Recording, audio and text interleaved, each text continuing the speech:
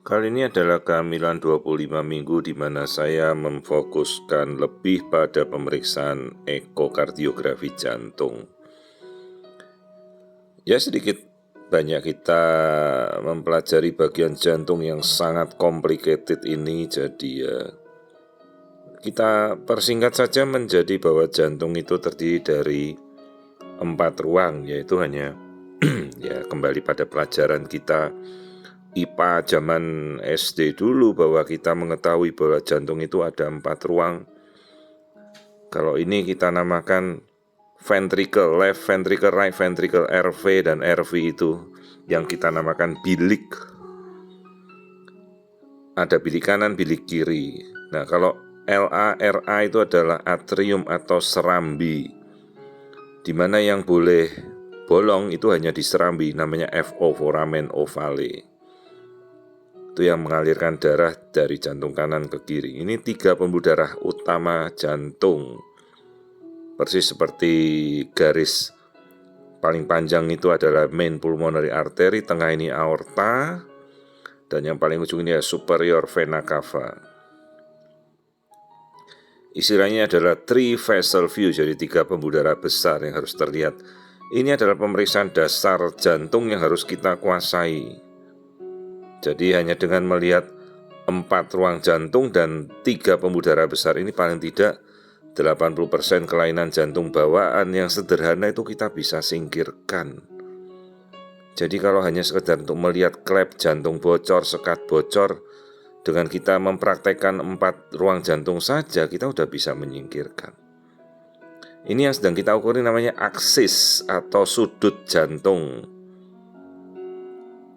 Jadi aksis itu kita tarik dari tulang belakang, spine, pada daerah tengah jantung, dan kita tarik garis menyilang sepanjang katup ventrikelnya.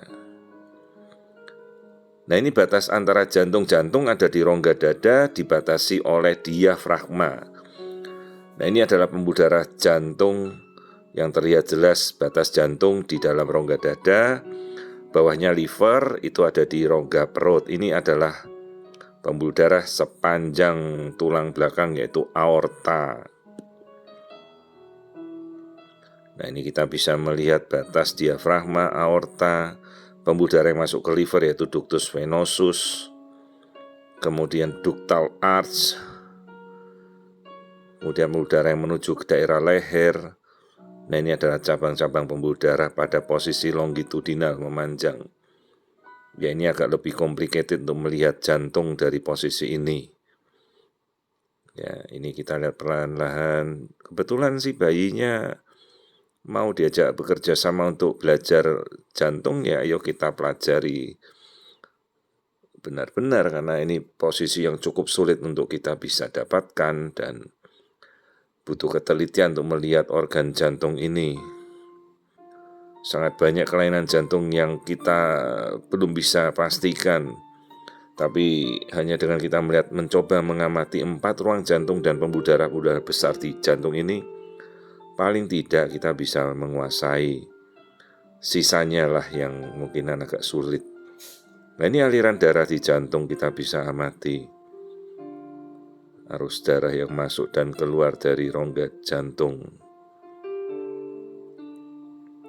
Jadi inilah pemeriksaan namanya ekokardiografi jantung. Kita melihat kontraktilitas jantung, otot jantung, semuanya, sekat, ruang, kita amati pelan-pelan.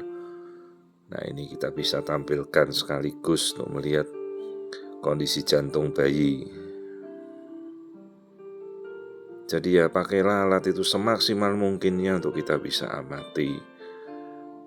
Jadi jangan cuma kita melihat untuk sekedar bermain-main yang tidak jelas. Sekali lagi USG ini adalah sama juga dengan alat diagnostik, bukan kita pakai untuk hal yang tidak serius menurut saya. Jadi pergunakanlah dengan bertanggung jawab pemeriksaan jantung.